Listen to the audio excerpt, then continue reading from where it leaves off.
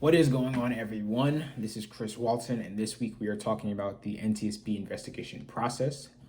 I'm trying to cut down and make this a nice, short, to the point video, but we have a couple of things to go over. Not only the NTSB process, but also there are some specialists involved in the investigation process, and we have to go over their responsibilities and what they do as well. So, this is going to be kind of brief, not much time to go around and show what I'm doing today.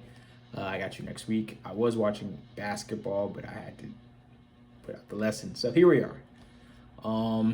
Just to recap, the NTSB, it is a independent agency, independent body. So it's not affiliated with the Department of Transportation, not affiliated with the FAA. It's its own entity. The NTSB does not have any enforcement powers. They cannot levy fines. They cannot make regulations. They can only investigate and make safety recommendations that other bodies and organizations can take into consideration.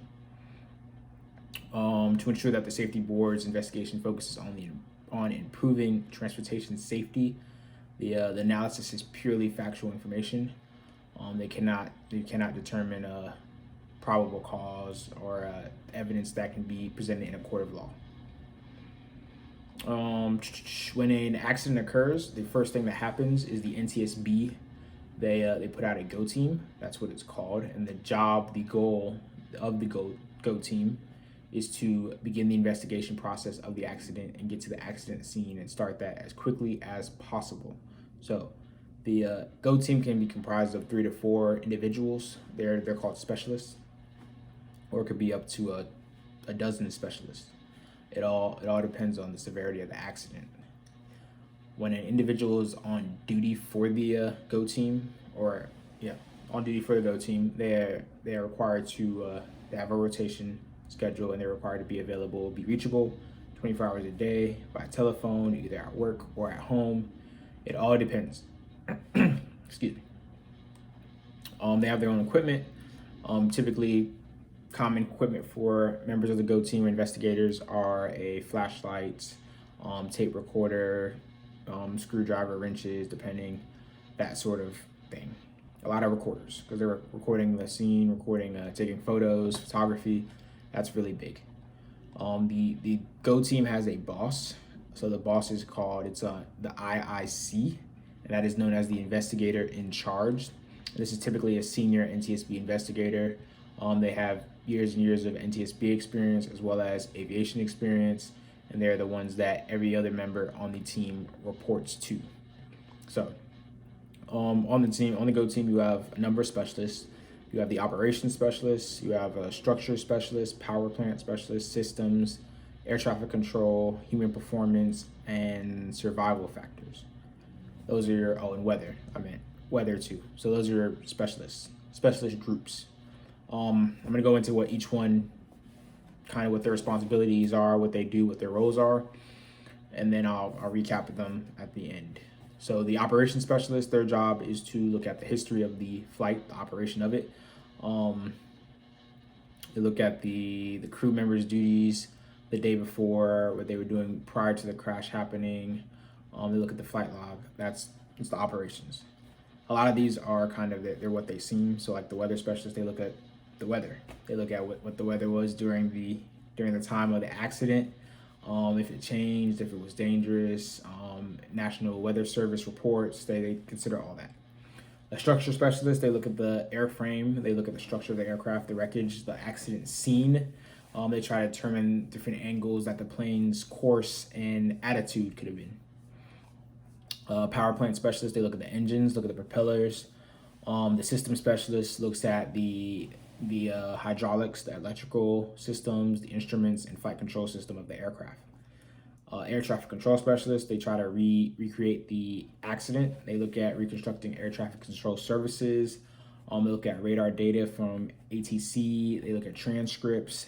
They look at everything, radio transmissions between ATC and the pilots. That's their job. Human performance specialists, they look at pretty much the crew. They consider pilot error, look at fatigue, was medication, did that play a factor? What was there alcohol involved? What was the training like? Was there any equipment design issues? what was the cabin, the environment. They look at all the human aspects of the accident. And then the survival factor specialists, they look at the kind of rate of survival. So they look at impact forces, injury, was anyone thrown from the accident, or how the wreckage go, how the evacuation go, the emergency planning, was there a fire that ensued, what rescue efforts were done during the accident.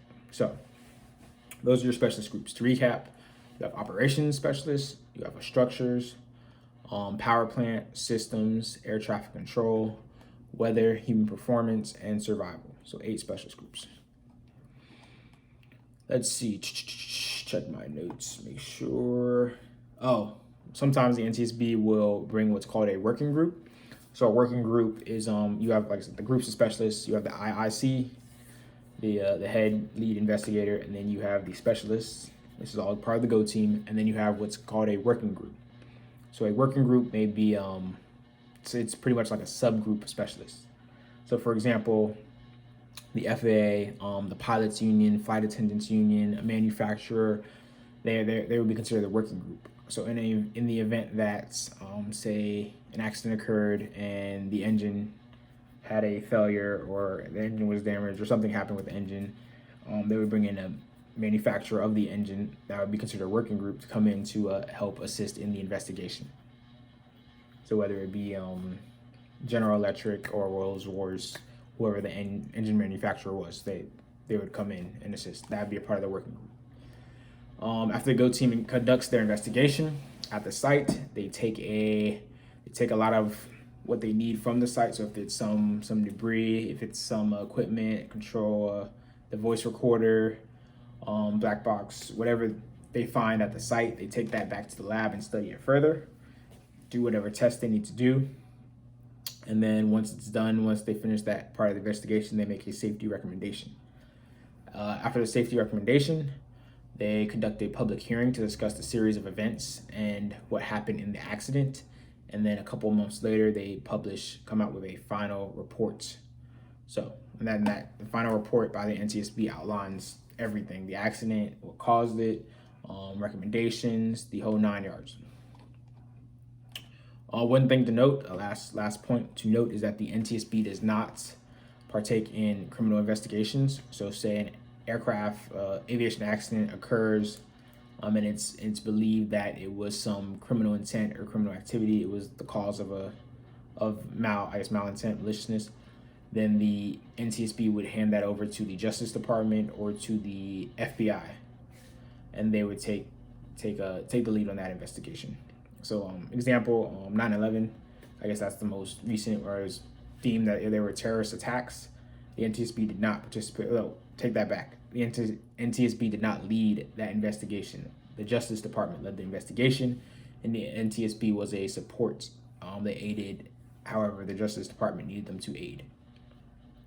Similar if, say, like somebody hijacked the aircraft and they shot the pilot or something like that, and the aircraft crashed, the NTSB would not lead that. The FBI would lead that investigation, with the NTSB supporting in whatever capacity the FBI needed them to. So that is we talked about the GO team, what their role is, who they are, what they do, and then we cover the different specialist groups and a little bit about criminal intent and the NTSB investigation process. So that is this week's. In addition to the discussion, there's some questions. I don't have it pulled up right now, but there are some questions to be answered for the discussion, the weekly discussion that's due Sunday evening, with responses due Tuesday evening. And then there is I believe it's an assignment, and that assignment is to write a 2-page report. So there's a link in the assignments tab. You'll find a link, and that'll take you to a list of investigative bodies throughout the world. So for every other country. Each country has their own processes or protocol. The NTSB only investigates U.S. accidents or accidents that occur on other soil, foreign soil. So if a U.S. airline crashes in Japan, the NTSB would go investigate because it was a U.S. airline involved. They wouldn't lead it. Japan's authority would lead it, but the NTSB would be there.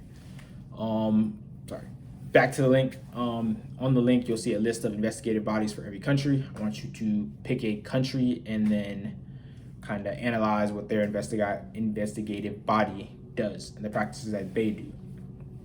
Cool. If you have any questions, like I said, there's more information on the assignment in the prompt. If you have any questions, feel free to send me an email. So I will talk to you next week. Have a great week. Best of luck. I look forward to watching all your videos. Good job on the videos.